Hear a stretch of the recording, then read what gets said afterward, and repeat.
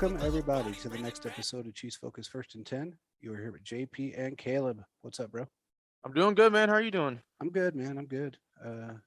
Getting the cold front here, man. It's like 50 to 48 degrees, so that's cold for 48 us. degrees has been the teens here, and you're Yeah, complaining about cold in Vegas, where it's I know. over 100 almost every other day in the I summer. know. I know. I know. I know. Which Getting a sucks little in the spoiled summer. there, JP. Getting a little I know it. spoiled there. I know it. I know it. But believe me, it's not as I would much rather be in the teens there in for 3 months than in the Mhm. 115 here.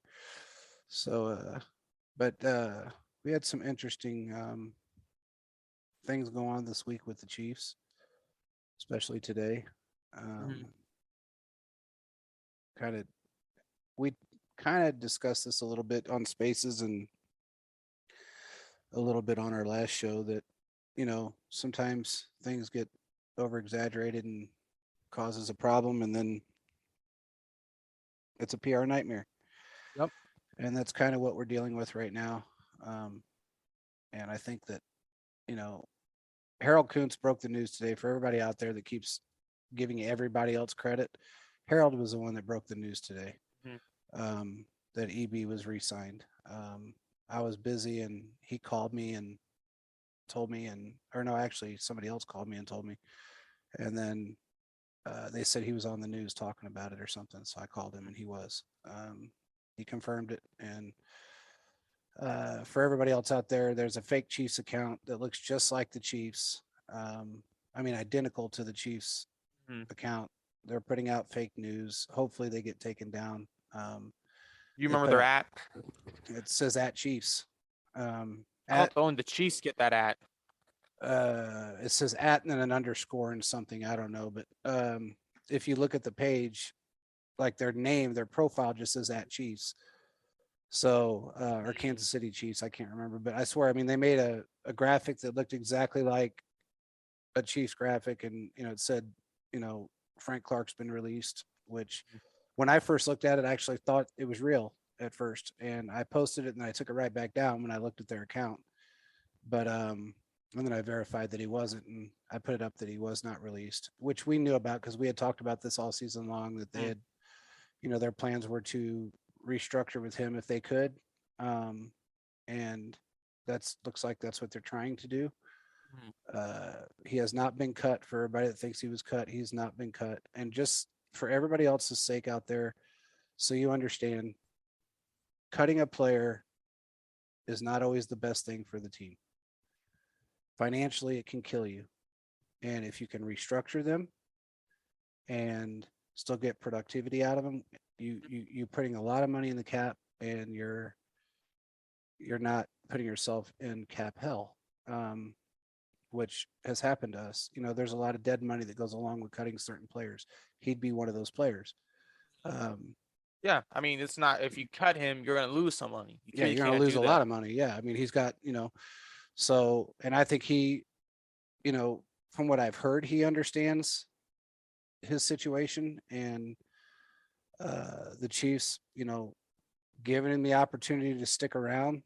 Um, Even though his productivity was low this year, and he had some other issues that are pretty much gone now. But I had some fan bring that up, about, why not cut him, because he has got all these charges against him, which he doesn't. One of them was already dropped, and the other one's most likely going to be Yeah. dropped. So it it is what it is. I think he's kind of learned his lesson, and what, he's had his fill of stress. I should put it that way. Um, with Anthony Hitchens being gone, which we talked about in preseason. For everybody out there, we got asked. We knew this was coming. We knew that Yep. they were going to sign Bolton or draft Bolton. We knew why they were drafting Bolton, because this was Anthony Hitchens last year. So for everybody out there that seems surprised, we talked about this in the offseason on the show, and I think we even talked about it on Twitter a few times, that he was drafted to replace Hitchens as long as he performed, which he He outperformed performed. And you don't everybody. see normally we see our rookies playing 8 years of special teams, but not in this case. No, Bolton stepped in when he played. When he stepped in, it made the team look really good, especially on the defensive stand. So Gay and Bolton, for the linebacker position, we're set to go. We're Yeah. set to go for the future. We love Hitchens. We love everything he's done for the Chiefs, but we're seeing now that we're seeing now that you got to move on. You got to get younger. You got to get faster. You got to get stronger. That's Yeah. what we're seeing. Yeah. And you know what, man? I remember the day I got the call, and I remember vividly because I got the call the same time that I got the call about Sammy Watkins. Yeah, And I the went, same time. Yeah. I went, oh man, I can't believe we're getting Anthony Hitchens. Mhm. I can't believe we're getting Sammy Watkins. I was happy for both, to be honest. Even though Sammy had some injury issues prior, I was just excited to get both of those players. And I was so happy I had to put it out, and I did. And I knew that they had already pretty much signed. So I was okay to put it out, and I put it out. Man, did I get trashed. Who the hell are you? Nobody knows who you are. You're full of shit. There's no way Next thing you you know about know, them. JP's right again. It was like 10 days prior to them guys, anybody else saying anything. And I was just so happy. I could care less if people knew I was right or wrong. I was just happy we were getting him. And Hitchens he's very smart. The guy is extremely intelligent. And, you know, in his prime, he was fast, he was strong. He filled the void that we had as much as he could do with really no help.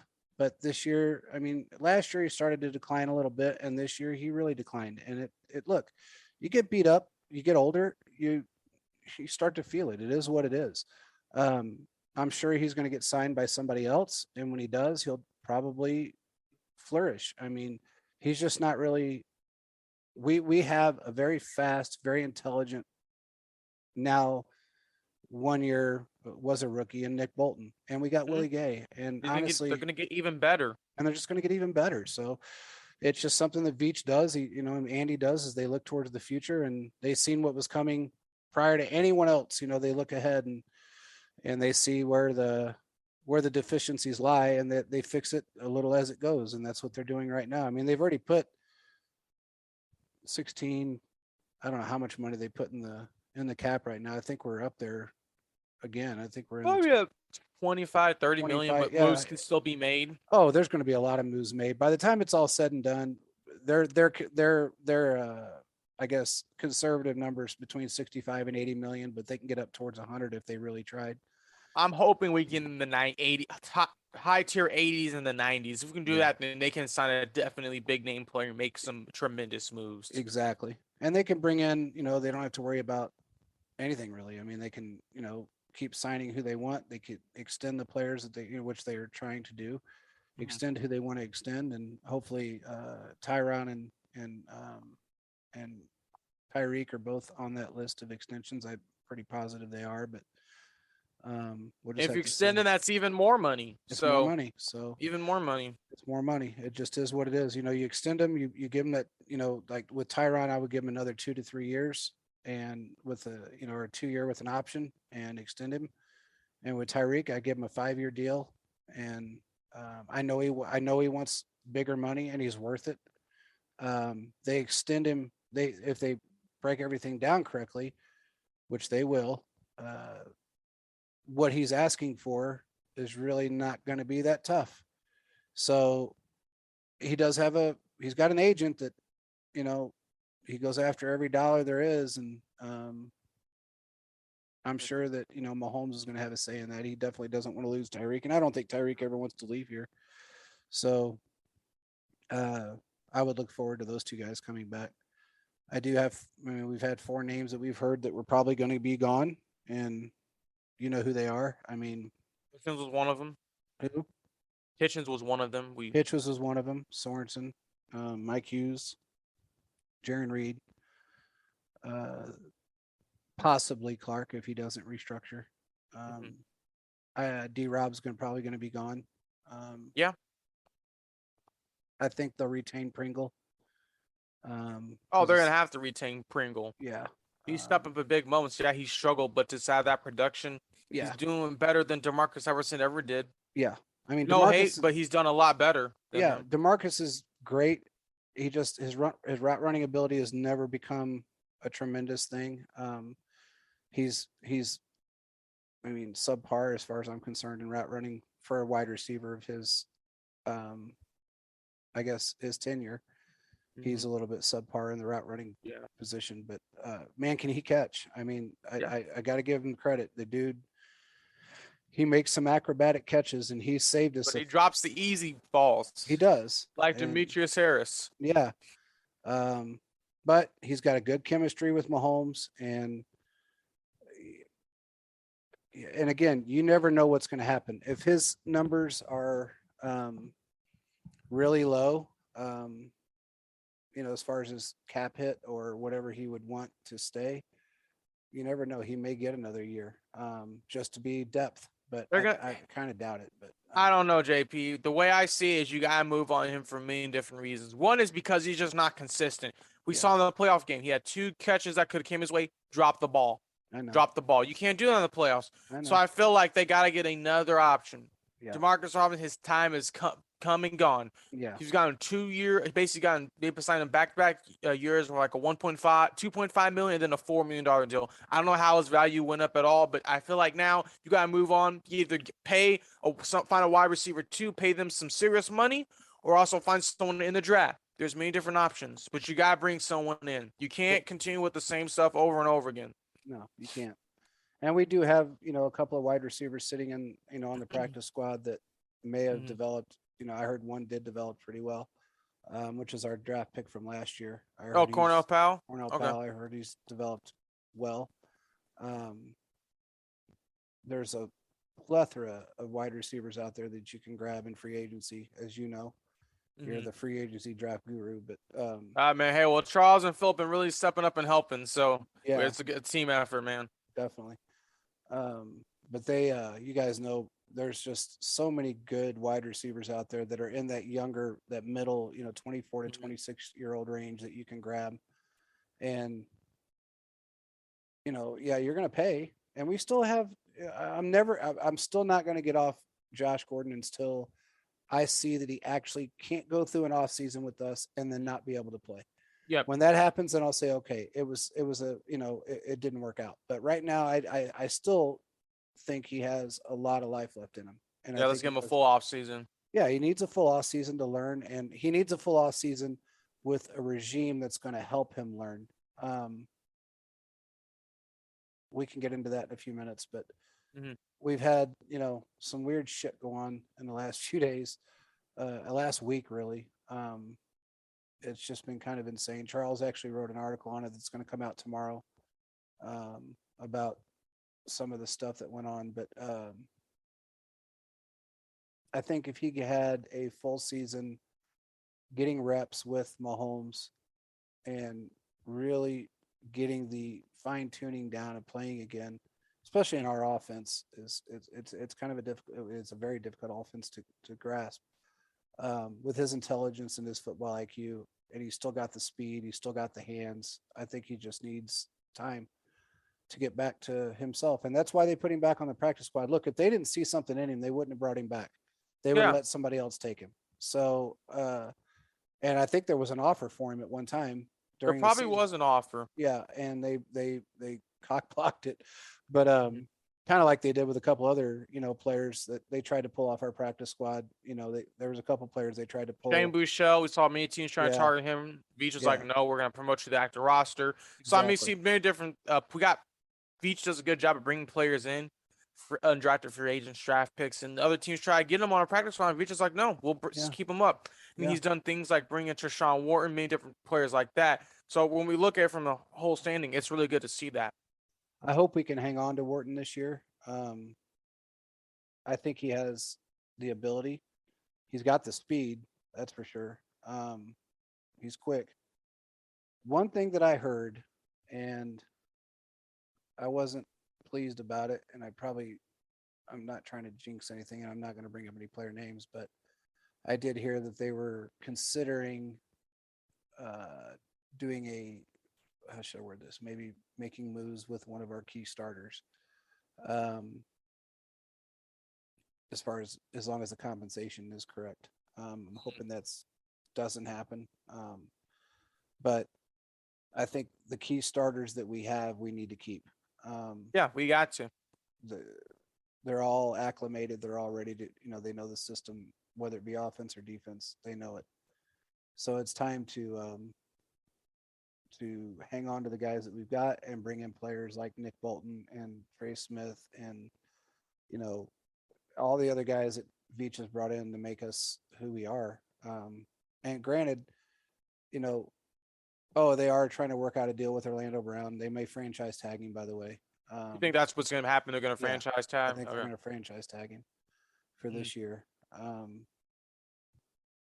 So that gives us, was that, it gives us at least another year with him to see how he progresses, unless somebody comes in and offers crazy money over the tag, which I don't know if they will or won't. But Well, I saw a report. I don't know how true it was, but they said the Bengals are apparently going to go hard after Orlando Brown. I don't know if that's true, but the Chiefs can't let him to go to someone like that. You can't give no, Joe Burrow time. You can't. no. So unless he's No. asking for some ridiculous amount of money. Well, I mean, you franchise tag him. I don't know what his number is right now in the franchise tag. I mean, it's going to be up there a little bit, but regardless, I would definitely figure out a way of keeping him, because if you let him go as a free agent to the Bengals or any other AFC team, you're screwing yourself.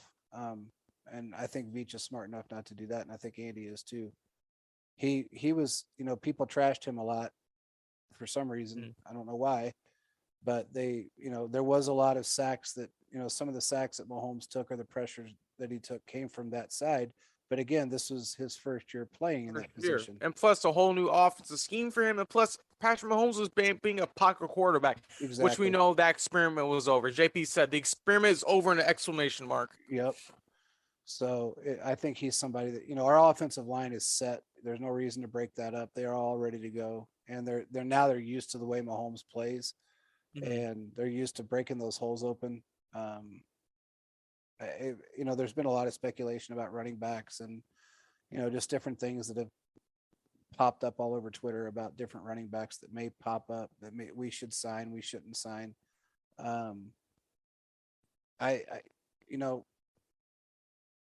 look at injured running backs sometimes as a detriment.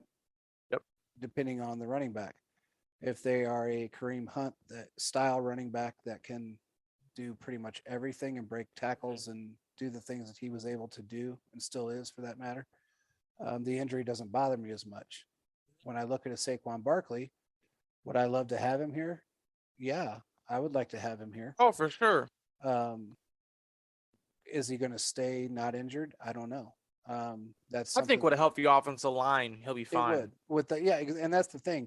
I mean, people don't really look at the fact that he had no offensive line, and he was getting beat to death, while he was playing. So that didn't help. We have an offensive line that's able to keep him clean. So, once you have that, and you got guys that are out there that are able to throw blocks for him and keep that lane open so you can get, in the open field, you're in good position. And I think maybe I know he'd be grateful to get the hell out of New York. I mean, yeah, I mean, I'm hoping Veach can pull something out. If Veach can pull off that type of trade, that would be phenomenal. Will that happen? I don't know. I mean, JP, what are your thoughts? Do you think it's very possible? So are we saying if this is this like a 75% move, or is this like a 5% move? I don't know what is this his 5th season? Because I'm wondering if he's a free agent. Not yet. I think he had. Let me see. Let me look up his numbers. Go, JP. You talk about him. I'll find his numbers. I thought he was a free. Or this may be in his 5th season, but I could be wrong. Let me see. Because I'm looking at right now, he has a 4-year, 231. So what he has is he's coming up on 1, 2. He's coming up on his 5th year. He's coming on his 5th year. So that would be a year that actually he's out of his rookie. So they have to sign him or franchise. I mean, was he a first round pick? Yeah, he was like, let's see, was the 4th overall pick. Okay, so I mean, they would have to franchise tag him to keep him. They can't use a 5th year option on him. So as far as I can see, he's a free agent. So if he wants to leave there, They would have to franchise tag him, which I don't know if they will or won't, but and then we could actually beat it. Whatever his franchise tag would be, I guess we could match it or beat it if he wanted to leave. And I'm pretty sure he does. I imagine he probably is tired of being there. Yeah, I'm seeing articles saying a trade is something good. It's a suggestion out there. So, I mean, it's out there, and I wouldn't be surprised if Veach has inquired. We don't know if he has, but this would be something that would be phenomenal. We would finally have a running back that is all around, Did they all sign him purpose. to a deal during his rookie contract? Did they extend him? 2018 when he got signed, so he's coming up on his 5th-year option. Let me pull it back up. I think what he ends up having is he's supposed to make like 7 million or something. Let me see, looking at right now. I didn't look at his numbers very well, but I can find it. Yeah, Again, I didn't know if he got extended early or if they just rode the rookie wave. well, he's 25, so yeah, he has to be at the end of it. Yeah, So 4 years looking is at it. his, so yeah, so he's on basically, he could be 2023 is considered to be a UFA, so I'm guessing free agent, unrestricted free agent. So yeah, this is last year. So it's his last year. Yeah, this basically is last year unless he gets traded or something. And he started to make his cap hit 7,217,000. The dead cap is the same thing. So if the Giants want to move away, I mean, Chiefs could bring him in 7 million. That's not bad. I mean, I would do it. I mean, I really would. I would probably take him in a minute. I think with our offensive line, he would be explosive. Even with his injuries. I mean, everybody says he's injury prone. He's really not injury prone. He's had a couple of injuries that have kept him out longer than other players, but it's not like he's been injured multiple times. I think he's only had 2 injuries that just kept him out for a long period of time. And with that offensive line that he started with, I can see why. It's no different than kind of what we almost went through for a little while at the end of last year. Not this past season, but the season before. But one guy's, you see guys say, well, why trade give up one injury-prone player for another? Well, look, there's a huge difference between Saquon Barkley and CEH. I like CEH, don't get me wrong. Barkley's a lot better player. Yeah, you're not wrong. Barkley, literally, watching him play at Penn State, I was like, this guy's a tremendous running back. Yeah. Tremendous. Yeah. If he would have felt the Chiefs, I'm going to take him, but he's a day one pick. Yeah. Easily day one pick. Yeah. So it's very difficult to, it's a gamble with any player. For everybody out there that thinks that, it's easy pickings. It's a gamble no matter whether you're going through the draft or free agency. You don't know if somebody's going to get hurt their first day, their first week. We've seen people get hurt in warmups. So we had it happen this year to 3 different players. Yeah, well, 2, Rashad Fenton, and also Orlando Brown. So when you got players that can get, anybody can get injured at any point during their career. So if you're going to take a chance on somebody, you might as well do it on somebody that's really freaking good. And he's really good. I think he would be a great fit. If I had my choice, I'd give up maybe like a CEH and a 5th rounder for him. I mean, just say, here you go. Yeah.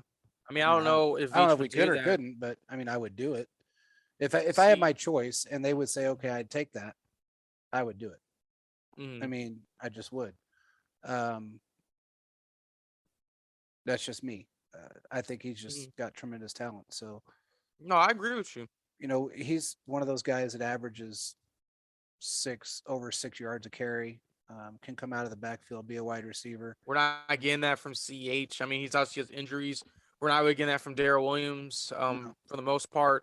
So you got to upgrade the running back position. And if you can find one in the draft, great. But I feel like if you really want someone to make impact now, you go after someone like him. Exactly. If you're going to spend your money, spend it wisely. If you're going to pull up $80-90 million in cap, you better spend it wisely. And I know some of that money is going to go towards, some of the players that we have right now, and some of them are going to go towards, free agency. Some of them, I can't remember. I think it's about $10 million normally goes towards the draft, 10 to 12 million in that range. So, you got to break it down into sections, but I think we're in a really good spot. Right now, we're already in a good spot, but can you imagine what it's going to be like by the end of next week? I mean, our cap money is going to be huge. I put out a post that changes are coming, and everybody flipped out thinking, what? I mean, what changes are coming? They are coming. It was just a post. But it was kind of specific to a certain couple of players, but that I know are going to go, and some that we may be trying to grab.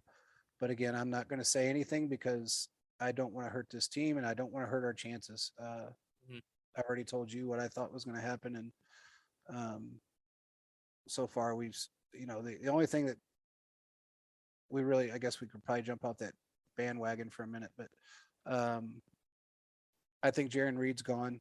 Yeah. And I think to be honest with you, I think they're probably going to revamp everybody. Maybe keep Melvin Ingram. I mean, yeah. And you gotta bring back Melvin. You have to. Yeah. Melvin and Chris Jones, and then just revamp, and maybe Clark if he restructures, and then just go, but we're still going to have to get somebody else on that end. I think we need faster pass rushers. We need consistency. You can't be 28th, 29th in sacks and call yourself Sack Nation. I'm sorry, but you can't. No, you got to get to the quarterback. You can't also almost have a quarterback taken down. You let him get away from you, call yourself Sack Nation. I mean, that's just not how it works. No, it doesn't. I mean, it's crazy to look at that position, especially, when you're looking at the defensive line, and you look at like a Chris Jones or an Aaron Donald. They're both ranked. Aaron Donald was ranked, the best defensive player on a defensive line, and Chris Jones, I think, is ranked fourth. In 14 games, he was ranked fourth because that's all he played this year. His numbers were lower, but again, everybody that complained about his numbers, remember that they did move him around a lot. Yeah. The first 5 weeks he was playing the edge. DN. Or it's like that didn't work. No. And he's not, he's an interior defensive player. That's just what he is. He's better at it. And that's, I think it hurt him. I looked at their, the difference between the two. Aaron Donald is just he's 284 pounds, which he doesn't look like he weighs that much because he doesn't look like he is, but he's so fast. And it's kind of so like, fast. How do we find a player like that that can help? That impact. Yeah. I mean, looking at the Super Bowl, like Veach needs to find a defensive line like the Rams have. If you can do that, then you're going to win your games. You're going to win when you need them the most. Exactly. I mean, I look at like that, especially during the playoffs. I mean, Burrow was sacked. How many times? He got sacked, I know, 9 times. Sound like 15 times, and the Chiefs only got 1 sack off him. That's pathetic. Yeah, you can't do that. Yeah, you can't do that. I mean, you just can't. They have to get faster, more. It has to be more speed, and it has to be more agility on that defensive line. And the people out there that are complaining about our corners, stop. Look, we had one corner that was not the greatest, and that was Mike Hughes. Everybody else played out of their shoes. We had one of the better cornerback rooms in the league. So stop complaining. Stop complaining about Ward, please. I do believe he's coming back, and I hope he does. I don't see why not. He's done a lot. Yeah, he's been great. I mean, he's consistent. Very consistent. He held Stephon Diggs to pretty much nothing. Same thing with Jamar Chase. The only reason why Jamar Chase scored was because you had Rashad Finch was on him. Yeah. So I'm not saying Rashad Finch can't ball, but it's kind of like you need your best defenders on their better players, and that's something that I believe that falls on Spags too. And I think that's something we can also look at. It was getting late to the show. Like, what do we do with Spags? Because you see, he's not been the one to adjust, and I feel like that's what's cost us games. Well, I mean, I believe that from what I understand, they're going to give him 1 more year, or at least he's going to be here this next year, to see if things change. You can't. Again, a lot of times you can't put it all on one person. But I'm not putting on him. No, I'm not saying that. Oh, okay. No, that's not what I'm saying. I mean, I think a lot of it has to do with talent. I guess I think we have talent. It's just how you use them. It's how you use them. There's no point to have defensive players on our team that are full-time special teamers. I mean, like, you need players that can be impactful. If they can't get playing time, then you might as well move on. I mean, there's really no point to bring them back. Exactly. Talking more specific when it comes to Darnell Daniel and Armani Watts, they shouldn't be full-time special teamers. They should get a chance. Yeah. I mean, I agree with you. I 100% agree with you. They got to get the play time in if they expect them to excel. And right now they're not doing that. They're not allowing these guys. I mean, Darnell Daniel's been on special teams for what, 3 years? Literally, JP, his first year as a rookie. I was at the game. I think I forgot who. I think it wasn't Sean Smith. It was something Smith. The guy got hurt, tore his ACL. Darnell Daniel came in and played great from that moment on. He had some great moments. When it came to the AFC Championship game, he couldn't play because he was hurt. And next thing you know, you don't hear about him. Yeah. It's like this man was one of the bright spots on our defense. When we had the 31st ranked defense, all of a sudden Spags doesn't want to use him. Yeah. So that kind of makes me question, what is Spags? What's going on? What is he trying to do? Because you can use packages to kind of help put Darnell Daniel to play. He should get some more playing time. Not saying Ben Neiman's terrible, but he should let him see what he can do when it comes to Sorensen's spot. I mean, originally, I remember this specifically. I forgot which reporter it was. It said, it looks like the Chiefs have got the replacement for Dan Sorensen with Darnell Daniel, but he can't get on the field. Yeah. It's a shame. It's a travesty. It is. As far as Sorensen's concerned, I still think he's going to retire. I don't know what his plans are. I'm telling you right now, I don't think he should come back to the Chiefs. Just off his play was abysmal. No, I don't think he will either. And I think, if they're going to let go of Anthony Hitchens, they're definitely going to let go of him. Yeah, there's gonna be some problems if they let him stay on the team, and I'll be the first one to say, like, what's going on. Yeah, you can use that money to sign someone else. You don't need to bring him back. You really his money wasn't like huge. I think but it's like you're giving $4 million to someone like Sorensen. We can use that $4 million to help get another player, or use that to play Tyrann Mathieu. You gotta use your money wisely, like you were saying earlier. Yep. You got to 100%. I mean, it just is what it is. You have to, and Veach is good about spending it wisely, and I'm sure he's probably got his input on what players he wants to give, and if they do decide to keep Dan for situational purposes only, his numbers, his pay's got to go down to like league minimum. I'm gonna be honest with you. If he comes back, I'm telling you now, Spags is gonna figure out some silly way to put him on the field, and we're gonna be in the same exact issue. Yeah. In that point, I'm blaming Andy, because Andy's bringing coaches who don't know what they're doing. Yeah, I agree. I'm not saying he can't coach, but it's like you got to make adjustments. And you're going to let Sorensen continue to play and get burned all season. And I think it's kind of funny when you have Shannon Sharp basically exposing him every single week on his show and through Twitter, and nothing gets done about it. So, well, let me ask you, as far as Neiman is concerned, I've noticed, and I don't know if you have, but I noticed when Thornhill is on the field, Neiman plays 100 times better than he does when Sorensen's on the field. His game did step up a lot this year, compared to, let me put it this way. His game stepped up a lot from about week 7 on, when Thornhill got put into the game. I think it was week 7, week 6, whenever it was that they decided to go ahead and start him. What do you think? What do you think about Neiman? Okay, I have a love-hate relationship with Neiman. I think he can do something, but I feel like he's for the right situations. Look, you have Nick Bolton, Willie Gay. There is no point to take them out on 3rd down. Spags, I don't know why he was doing that. But seriously, you have Nick Bolton or Willie Gay. Why are you taking them out and putting in a Neiman and Sorensen? You're asking for a disaster. You're asking for a 3rd down missed whiff tackle. I think Neiman can play in certain situations. I think we're seeing they're letting Neiman play a lot because of what we saw in the Super Bowl prior when he helped us Chiefs win the Super Bowl. He had a nice hit on Jimmy Garoppolo. That's good, but you got to take a case-by-case basis. You can't go off the pass, what we did with Sorensen. He got all these splash plays. Sorensen's a lucky guy. He's in the right place at the right time. He gets a touchdown or he gets a fumble. Yeah. And then his stock goes up a little bit. I think we need to put more pulse into taking evaluations with other players going into the season.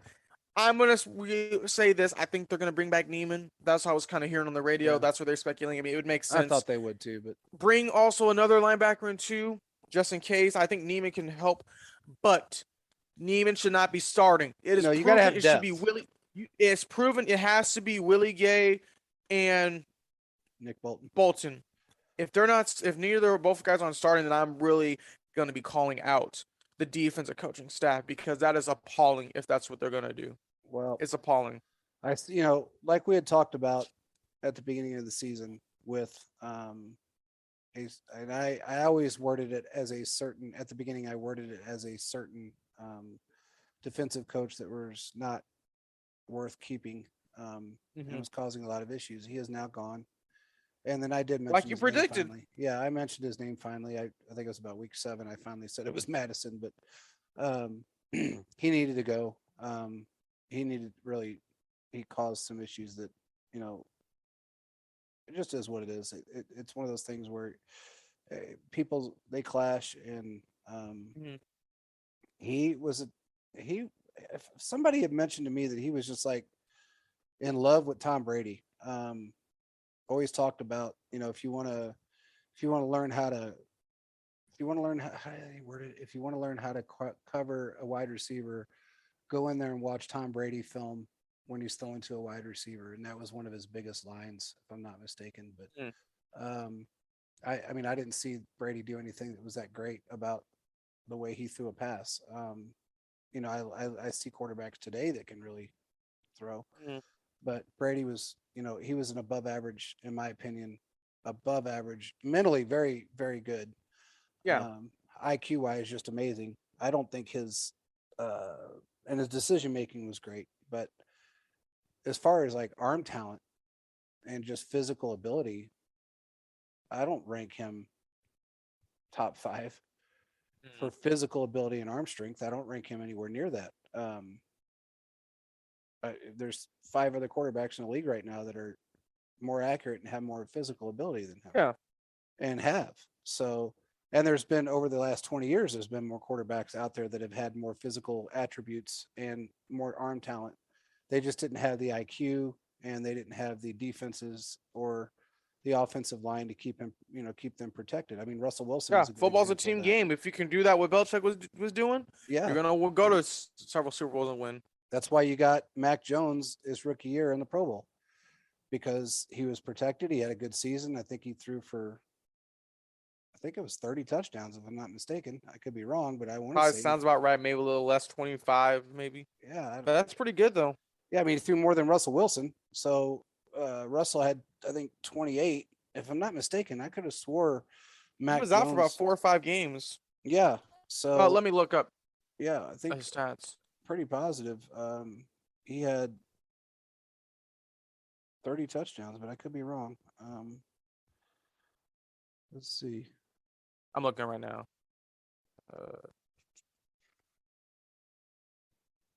No, I'm sorry. I'm wrong. He had 3,800 yards and 22 touchdowns. Okay, so I mean that's not bad. He didn't. Okay, I mean that's not bad. But you know what? Look, Brady had 24 touchdowns and 18 interceptions his first year as a starter, but he didn't have 3,800 yards, and he didn't have a 92.5 passer rating.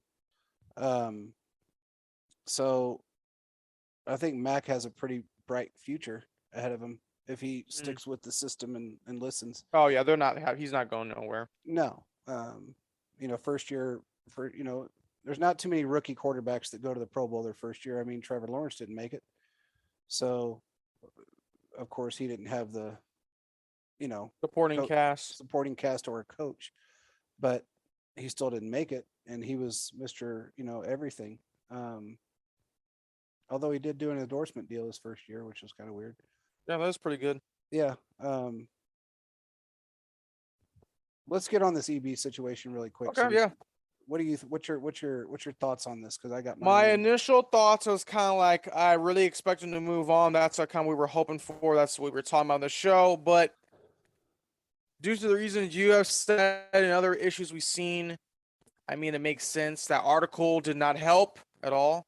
And people think we're part of the Chiefs editorial board. We are not. We're our own group. We don't affiliate with them at all. I really think that they're going to try it one more go around, see what happens. But I don't want to see any more blows between the offensive coordinator and our offensive coordinator EB and Mahomes. I don't want to see any more of those problems. No, there can't be, and there can't be any more problems. Period. I believe that. Well, I know why it was brought back, but um, I believe that they're going to um, bring in help, and I'm You got hoping. to bring in help. Yeah, I'm hoping what I'm hearing is true, and if it is, great. Um, I think they need to separate. I think what the biggest goal right now would be to separate enemy from, I guess, maybe the interactions that he has with the players. Uh, as far as that article is concerned, look, it is what it is. People put out shit that they shouldn't. Um, was it over exaggerated? Yeah, highly. Was there issues? We talked about issues since week 4. Yes, there was issues. Mm-hmm. Um, it wasn't just with Mahomes. It actually, and we were the first people to ever say that there was issues going back into last year, but it started about week 10, um, when some of the issues kind of arose. But there's always going to be you're always going to have some kind of tension. The Yeah, tension was too much. Um, it wasn't a positive from what we were seeing, and many of you no, fans have saw it. no. It didn't seem like there was constant turmoil for the most part all year in that Yeah, locker room. there really was. I mean, and it wasn't just with Mahomes. I mean, it was with other players. It was with players that should have been on the field that weren't. Calls that were made that shouldn't have been called. Uh, there was just a lot of things that went on. Now, as far as all the other, you know, crap that was in that thing, I've talked to so many people that am blue in the face, and nobody has corroborated anything but what we actually said on the show, which is about 25%. And one guy, uh, which is a pretty well-known person, and one player said, well, weirdly enough, it was they basically mimicked everything you said on the show in article form, and then went on way beyond that, what you guys talked about. Mhm. And I said, well, I can't, attest to anything other than what we know and what we decided to put out. Uh, and that's as far as we're going to go with that. We're never going to do anything to hurt the team, make them look bad, make Andy look bad, make coach. We're not going to do that. We're not going to hurt the Just players. state the facts. Yeah, we're just going to state the facts. And if there is something that, and I'm not saying anything in that article is part of what we would hide, I guess, to a degree, but if there's things out there that we may have heard that, even from a different standpoint, a totally different area, and it tend to hurt the team in any way, we wouldn't put that out, because it's not just going after one person, it's going after the entire team when you do something like that. And Causes problems for everybody. we've learned this, man. I mean, Mm-hmm. we had the whole Brooke Pryor, Kevin Keatsman situation before. Oh yeah, that feels like Why? forever ago. Yeah, and I know it does. It's like 4 years, and it feels like it was really 20 years. But and then other instances, it feels like it just happened. So I don't know, but it's weird. You don't want that type of press, and you don't want that type of PR. And we're very, for the most part, we are one of the most, and I know this for a fact. Talking to players that have played here and left, and then talking to media that have dealt with the Chiefs up close and personal. Um, we're one of the most well organized organizations in the league, and one of the most caring, really, when it really boils down to it. We're one of the most caring organizations in the league when it comes to the players. So when you do have someone that um, may not mesh well with a player or two or five, it tends to cause animosity. Yep. The sharks will feed. If they get a glimpse of anything or they hear anything, whether it be on our show or, when ESPN ran with what we said on a Sunday night show about the difference between Andy calling plays and EB calling plays. And the fact that they actually mimicked exactly what we said about when EB was calling plays and when he wasn't during the first half of the season.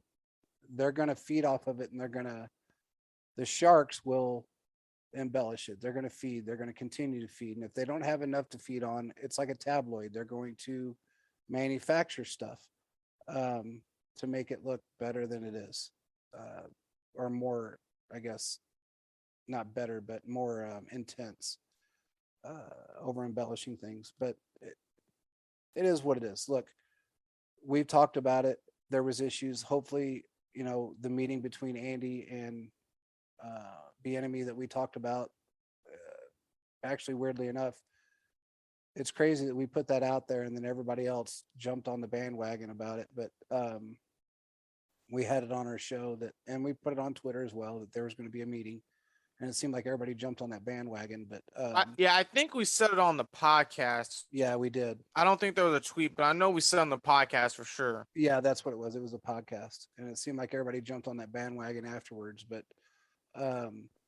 maybe the meeting went well, and maybe, I know that there was some changes. There are going to be, let me put it this way. There's going to be some changes to EB's contract. I'm not going to say what those are, but I will say that the changes are going to benefit, I guess, maybe the players and the team in the long run. And he's going to have to change some of his style of coaching if he wants to stay here and be productive. And I think if they do bring in this person as an assistant, or not an assistant, but maybe a coordinator or assistant head coach, then that will only help. Hopefully that happens. I'm still hearing that it is going to happen, and he hasn't gotten a job yet. So I think it may just be waiting around to see if, or waiting around to maybe announce it or get it done. But I know during this whole last week, there was still 2 OC positions open, and no one. 2 of them are open. Yeah, and no one's taken those jobs. Now, I know Bieniemy was exploring both of those positions. And here's something else. By the way, for everybody out there, we talked about on the show, and we were the first ones to talk about this, that Eric Bieniemy was offered the OC position with the New Orleans Saints after he was turned down. Well, let me just put it this way. He was considered. And they did kind of make him an offer, but they decided to go another direction. Nobody would believe that, but it ended up being 100% facts, because now, of course, the Schefters and everybody else had brought it up a couple of days ago that he was offered that position. And then it was on Arrowhead Pride as well. But it's one of those things that he's had 21 job interviews for head coaching. 21. Sorry about that. Mm-hmm. And he's never been offered a job out of 21. Yeah, and that's something that's like, are they bringing him for the minority hire candidate? What's going on? Because you have 20 interviews, especially if you have a 9-hour interview. You think you're going to get the job? Yeah. I don't know what's something going there on. that, there's obviously something there that people don't like. And I don't think it has anything to do with race, because honestly, they've hired so many other people, now, and have. I just don't think that it really has anything to do with race. I think it's, again, what I've heard is there's 3 main reasons why, and a lot of it is his interviewing style. He's very aggressive, and his past does play a part in it, which I don't know why. It's been 30 years. Yeah, and that's one thing I'm seeing too. You were complaining about his past, but you got owners, you got other coaches, exactly, stuff doing some crazy stuff. But yeah, I don't know. And then the fact that the last one is that they don't believe that he is the reason why, he's the sole reason why the offense has done so well. They believe it's because of Mahomes and Andy and the supporting cast. And I feel like that's kind of accurate to an extent. Yeah. And if he's not, if they're not coming, then they're not going to put their trust in it. So there's a culmination of those three things. But I would say the NFL has proven to us that they have a problem with trying to hire other coaches. I think that that's very evident, especially with the Flores situation. yeah, and I don't know how far Flores. I mean, I don't know what how far that's going to go. I don't know what he has or doesn't have. I feel like he has every right to do what he's doing. It's we announced that he was going to Pittsburgh, and everybody said, "What do you mean he's going to Pittsburgh?" After we put it on the show, somebody DM'd us and said, DM me, I think maybe, and said Flores is Yeah, going I to don't remember Pittsburgh. seeing anything, so you Yeah, probably got something. and I said, "Yeah," and then somebody had thought that it was just he was going to sign there and then go somewhere else or be a head coach somewhere else or something. I can't remember exactly what they said. I said, no, he's going to Pittsburgh. And then it came out a couple of days later that he was signing with Pittsburgh. But, I'm glad he landed. And, of course, what team? He's a really overqualified to be a linebackers coach, but Oh, I my mean, God. the defense assistant, he's pretty overqualified. Very overqualified. Extremely overqualified. Mm-hmm. It's to me, I think the guy in Miami he's playing the game like none other.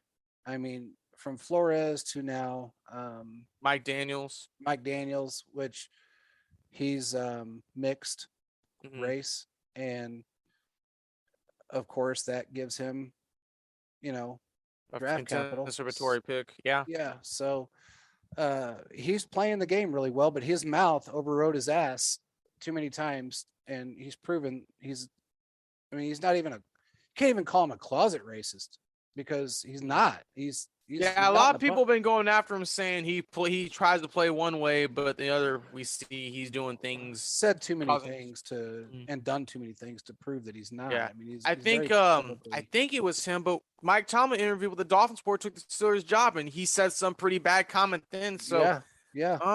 It's and not look good. At the mistake that was. Mike Tomlin's a great coach. Great coach. I mean, there was some things that he said about Andy Reid that I lost a little bit of respect for him that that AB actually recorded and put out on Instagram at one time. The Instagram Live. Yeah, and I thought that was pretty shitty. But what are you going to do? I mean, maybe he was just trying to pump up his team. I really don't know, but I think it was sad that he, pumping up went to your that team level. You don't go to that level, but again, there's other things that Tomlin's done or that I've heard that he's done, with playing favoritism and been playing favoritism with, certain players and, you had a great week last week, so you're starting this week. You had good practice, you showed up on time, so you're going to start. You didn't get mouthy, so you're going to start. Everybody got to show up on time. I mean, that's how it works out. Well, at least you're not Antonio Brown, but exactly. So, Antonio Brown, by the way, is back on his kick again. He's now changed his story for the 5th time about what went on in Buckville. What is he saying? Oh, he's now going after Tom Brady, and he went on Instagram and went after Tom Brady and basically said "F you" to all of them, and those were his words. That Arians wanted him to play hurt. Brady wanted him to play hurt. Promised him that he was going to throw the ball to him and never did. If he went out there and played hurt, he never brought Brady. I believe he probably was hurt. I do believe he. I believe it too. I just don't know if he's embellishing what really went. I mean, over embellishing what really went on. I do believe Arians is kind of. This is my personal opinion. I think Arians has kind of almost gotten to the point of, and how do I say this without being, I guess, rude, but it almost seems like he's kind of lost some touch with reality to a degree. Okay. In what way do you mean? Well, because he's not the same coach he was. If everything, other players have said the same thing about him. I've never seen him lose his cool. When he was with Arizona, he was the coolest coach on the planet. They always talked about how great he was and just Mr. For his age, he was just the coolest guy ever, blah, blah, blah. Never lost his temper. Was always so just mellow and chill with everybody. And for him to react the way he did over the AB situation, and then some of the ways he acted on the field over these last couple of years, it almost seems like he's just a different. I don't know. Maybe his mind's not working correctly. Is what I'm trying to get at. I think he just kind of maybe resorting back to that old school way, because it wouldn't be surprised me if he did say some stuff to AV, probably kind of harshly. And I tell people all the time, you got players like AV, you got players like Odell, you got players like a Frank Clark, a Tyrann Matthew, come up trying to build up their profile. They really out there hustling. If the coach talks them crazy, they're gonna bite right back. So that era of people kissing each other's basically kissing each other's butts, saying, "Oh, I'm gonna do everything to help you." That era's kind of gone. You gotta show their players the respect. They're grown men. Exactly. And you have to show them the respect. You can't, everybody deserves respect. It's not, this is not 1950. It's not 1980. It's this is a different time, and people just need to really show. I mean, I understand being stern, and I understand. Yeah, you can be stern, wanting the best out of your players. I get that, and wanting the most, getting all the potential out of them that they have. But you have to be really, almost, you have to play both sides of the fence very well. There's a fine line between being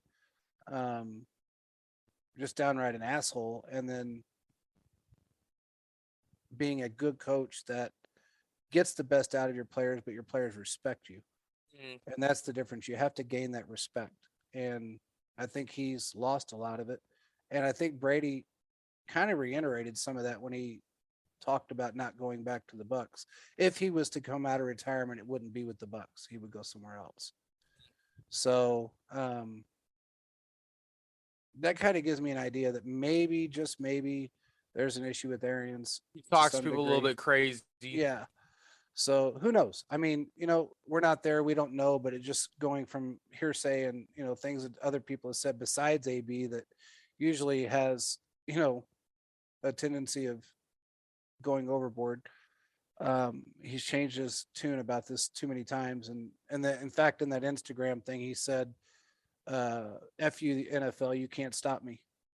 And AB needs some help. Yeah. I listen to the podcast. He's smart, but he's very immature. He's smart, but he's very, very, very, very immature. I agree. I think he's mentally immature, but he's extremely intelligent. And that's the sad part. And not from a football standpoint, just listen what he has to say. It's like, this guy knows his stuff. Yeah, so. He's not stupid. I mean, he's a very intelligent individual. He's very immature. I mean, for somebody that's, what is he, 34 now? I think he's 34. Let me see. I think he's just very immature. I mean, there's no other way of saying it. He's 33. 33. So he's just going to have to realize that if, at some point in your life, you have to take the arrogance away, take the ego away, and, having a driver and sitting in the back of a Bentley all the time and doing your Instagram posts and your Instagram lives and all that stuff to prove how rich you are. Everybody already knows you have money. I mean, everybody knows that. Okay. You made money. You've got money. Yep. If you had all the money that you made, that'd be a different story. Then people would probably respect you a little bit more. But for somebody to come out and make, 115 million with Pittsburgh and then all the endorsements that he had and have $30 million left, that's really mismanaging your money. Yeah, it is. So, but according to him, he claims he has his family set up for multiple generations. At least his children are set up. So maybe he put some money away for them. Well, it could be. And if he did, that's great. I mean, if he's got them set up that way, that's fantastic. I hope he does. But we just, we don't know until we see what happens 10 years from now. Oh, by the way, Brady is doing some type of movie. I guess he's I know what you're talking about. Yeah. I guess he's getting into a movie of some sort. Yeah. I don't know exactly what it is. I saw something about it. I wish I could find. Whoa.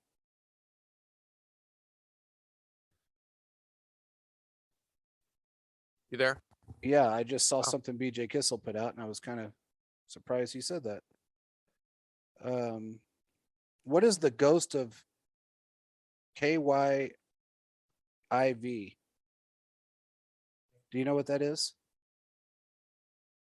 That sounds like it has something to do with Ukraine.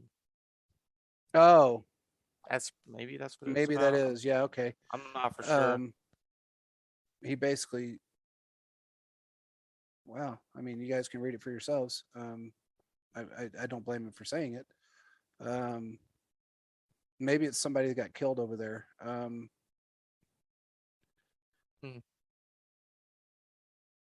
Let me see if I can read some of this and see what he's talking about. Oh yeah, I see what it is. I'll explain it to you after the show. Oh, okay. I'll explain it to you. It's kind of confusing. Yeah, I'll explain it to you. Well, he haven't seen. It's not what it seems. I know exactly what he's talking about. I'll explain it to you. All right. Anyway, this Tom Brady thing. I guess his first move is to do a movie of some sort, to be in a movie. I guess. I don't think it's about him. I think from what I saw, it's like 3 Patriots fans shot in the Super Bowl, and apparently it's about Tom Brady. Maybe, and he's supposed to be one of the people, so maybe he gets supposedly lost something to make some money. So something that big. He's producing and acting in a movie with Jane Fonda, Sally Fields. Here it is. With Jane Fonda and Sally Field. According to Hollywood Reporter, Brady is set to produce and act in a film called 80 for Brady. Oh, it is for him. Okay, it's a football-themed road trip comedy starring 4 legendary actresses: Jane Fonda, Rita Moreno, Sally Field, and Lily Tomlin. The script for 80 for Brady was written by Kyle Marvin and Michael Covino, based on a draft by somebody else. It says, I really don't know. It says the duo behind the coming of age hit Booksmart. Marvin will also direct. I don't know what the movie really. I guess it is. It says inspired by a true story. Brady tells 4 best friends and New England Patriots fans who will take a life-changing trip to the 2017 Super Bowl. Wow. I don't know. Interesting. I mean, it might be interesting. Who knows? I guess maybe that was his plan. Maybe, they offered him that and he said, shit, I'll retire. I mean, I'm going out, really didn't go out in a bad style. I mean, he went out with playoff win and lost, but it was against a good team. I mean, but he went against a good team, and I mean, in the playoffs, I should have said. So it's not like Roethlisberger went out in the playoffs, even though it was not nearly the year that Brady had. But it's just, honestly, man. I mean, I don't know about you, but I'm glad he's out of the league. I'm happy. Whenever he ended up retiring, people were saying, I'm like, I don't care. Today was a good day. That's how I saw it. Hey, man. I mean, I'm just glad he's gone. And look, it's for 2 reasons. 1, I'm tired of hearing his name, but 2, and then you still hear his name though. That's the sad part. Yeah, the Al thing Michaels is can't get off of it. Al Michaels. People can go ahead. I'm sorry, Al Michaels and Chris Collinsworth. Oh well, he threw that ball like Brady did. It's like, yeah, Brady ain't here. Man. We got Brady a new era. Here. Let's move on. But and the fact that it was just you get so tired of hearing the name, and then the fact that he is out of the league kind of helps these younger starters, these younger quarterbacks, just make their own legacy now. They don't have to worry about, somebody at 44 years old getting gifted. Oh, this guy wasn't even born yet, and look, he's playing against a great Tom Brady. I'm like, I don't really care anymore. I really don't. That nerd isn't being on the ground. He did some great things, but it's time we got a new era of quarterbacks. So. Exactly, and some of these guys, man. I mean, you look at the leader in all these younger quarterbacks in Mahomes, and then you go backwards to some of these guys, and there's going to be some real talent for the next 10, 15 years in the league. Oh, there is. This year is not going to have such a great quarterback draft, but you never know. I mean, there may be somebody in the 6th round that just turns out to be phenomenal. You just don't know that. But we've seen it happen with other players. But with what we have in the league right now, I mean, Lamar didn't have a great year because he was injured and out, and but I think he's going to step up and play a little bit better. And I don't know what's going to happen with Baker Mayfield. Oh, by the way, Jarvis Landry is apparently up for trade. I saw that. I saw his tweets. Yeah. So there was questions posed about him coming here. Um, I don't. I mean, I know that Veach wanted him at one time, and he did talk to him at one time prior to him going to the Browns. But I don't know if that ship has sailed. Wasn't he injured a lot last year, if I'm not mistaken? He had an injury. Yeah, I think he had an injury riddled season yeah, that kind of nagged on. yeah. So who knows? I mean, if what do you think about him coming here? What's your opinion? I don't think it's not a bad move. I think it'd be good, but I think we need to have someone else. You need Yeah, another threat. yeah, I That's agree just with my you. opinion. I think if you can get him in, and if you can't get no one else, great. But you really need someone else. Yeah, I agree with you. I think that he's a good player, but I don't know that you know it's strange when you get alpha players like that and I don't know if he's nearly as egotistical as some other wide receivers have been. I Mm-hmm. know he wants the ball. What do you? I mean, what's your opinion of him? I mean, he can do some stuff.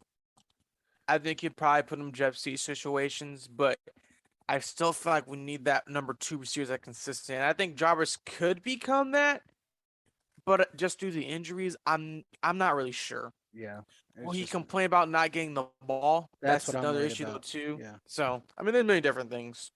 yeah, that's what I was wondering if you. I mean, I've seen that he's had some complaints in the past about not getting the ball, and um, but remember we talked about this a long time ago when OBJ was gone. We knew that he wanted out, and we talked about that Yeah, on the it's gonna show. be done. Yeah, and from what I understand, Kareem Hunt doesn't want to stay.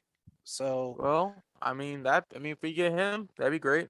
I still miss the guy. I mean, I know he did some stupid things, but I miss the guy. I think Hmm he was a huge part of our team, and I think if he would have been here, I think in the 2020 Super Bowl, the game would have turned out differently. Well, when he got the defense, I feel like that Mm, helped change it a little bit. It did. It did. I agree with you. No, I'm just saying if he was been Yeah, yeah. if No, he I had hear been what you're saying. playing during that Super Bowl, I think that it would have turned out differently. Hmm He just has that X factor in him that he made a difference on this team. He really did. If there was ever an opportunity to get him back and he's healthy, I mean, what is he 27 now? I think Think. he's a Let me see. I think he's about the same I'll look age. it up. Yeah, I think he's probably the same age. 26. 26. Okay, so I mean, he's got a lot of life left in him. He's got a good 4 or 5 years left in him, Hmm not longer. So I wouldn't complain if he came back. hmm But you never know, man. I mean, it's going to be this is going to be one of the most interesting off seasons I think the Chiefs have had in a long time. I know we're rambling on here a little bit, but There you go, man. this is going to be a crazy, crazy off season. I think so.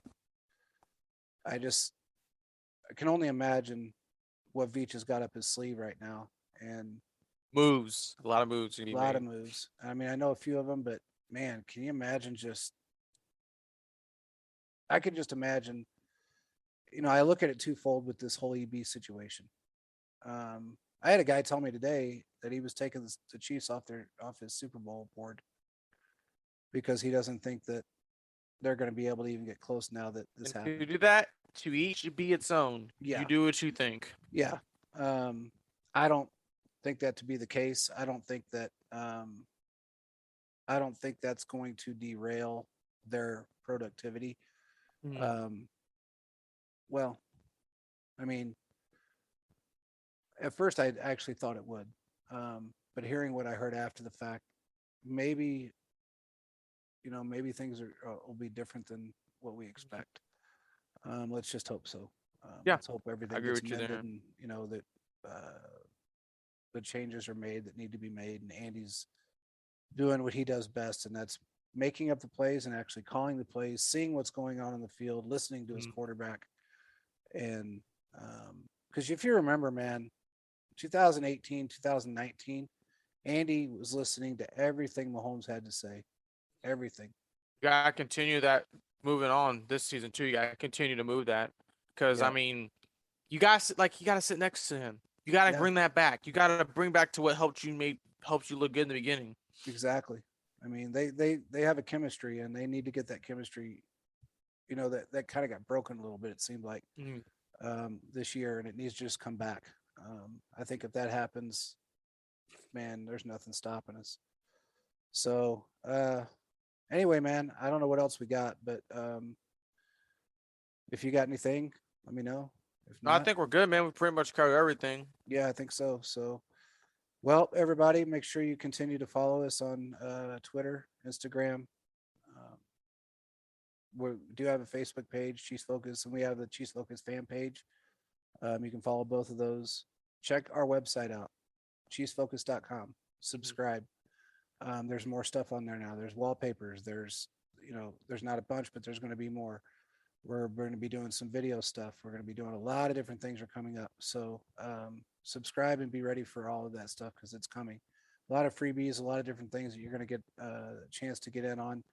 We're going to bring back giveaways too, hopefully soon. Yep, bring back giveaways pretty soon. And hopefully everybody will enjoy what we got to put out. So with that being said, I hope everybody has a great weekend. And we will talk to you. Maybe we'll do a spaces at some point in the next few days and see what everybody has to say. With that being said, I think that wraps this show. Sounds good, man. All right, man. Well, peace out, everybody. We will talk to you soon. See you next time, Chiefs Kingdom.